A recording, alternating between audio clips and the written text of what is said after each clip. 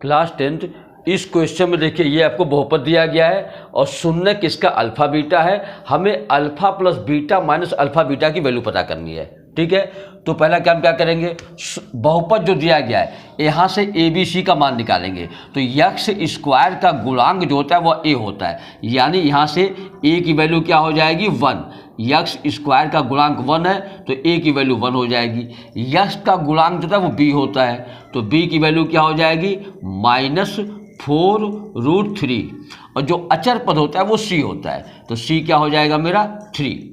ठीक है, फॉर्मूला होता है इसका अल्फा प्लस बीटा बराबर -b/a, यानी अल्फा प्लस बीटा क्या हो जाएगा माइनस बी की वैल्यू क्या है -4√3 अपॉन ए क्या है मेरा 1 है ये। ठीक है, तो अल्फा प्लस बीटा की वैल्यू क्या आ जाएगी 4√3। ठीक, इसी प्रकार हम निकाल लेंगे अल्फा इंटू बीटा की वैल्यू, ये होता है c/a। तो अल्फा इंटू बीटा क्या हो जाएगा, c की वैल्यू है 3 और a की वैल्यू है 1 यानी 3/1। तो अल्फा इंटू बीटा क्या हो जाएगा 3। क्लियर।